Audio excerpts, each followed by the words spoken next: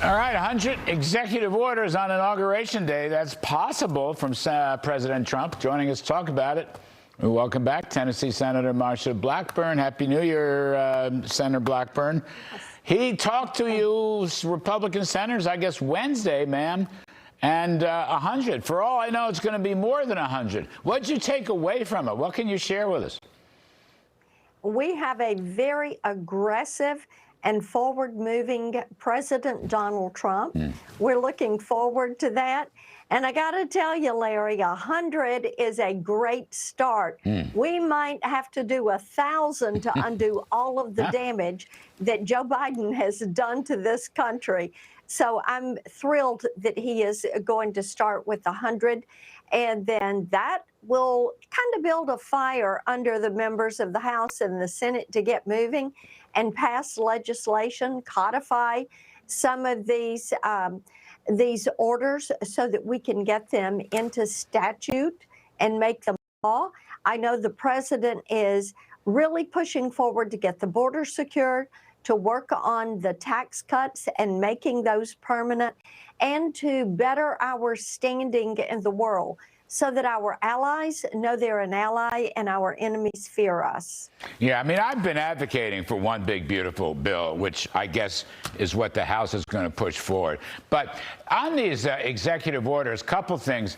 A lot of it's going to be border related, right? I mean, you're right about them getting codified into law. I agree with you 100% on that. But executive, I mean, basically, it's like Trump did 100 to close the border when he was president the first time. Biden did 100 to open the border. And now Trump's just got to reverse all that right back. But that will have an impact, won't it? It is absolutely going to have an impact. And this week in the Senate, we're working on the Lake and Riley Act. We have My Clear Act, which would actually codify the 287G program, which indeed has stood the test of time and allows our local law enforcement to apprehend and detain those criminal illegal aliens and requires ICE to come pick them up within 48 hours, and then they have to reimburse that local law enforcement agency for every penny they have spent on that apprehension and detention. Those are the things that will begin to send a message and showing that we will secure that border. We need to be certain that we've got the money in place so that the president can begin to build the wall. We need to bolster our military spending.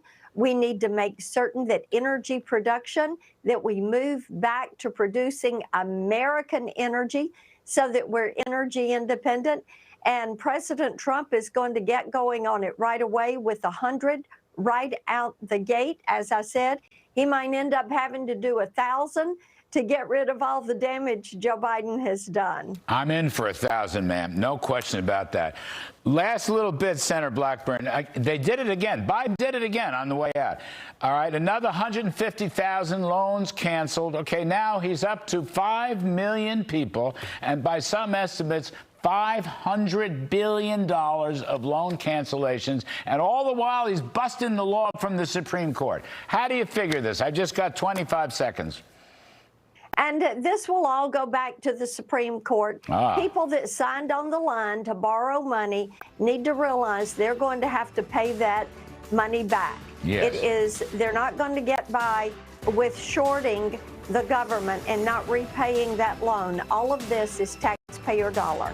Senator Marsha Blackburn, the best of the best. Thank you, ma'am. Appreciate it very much. I'll be right back.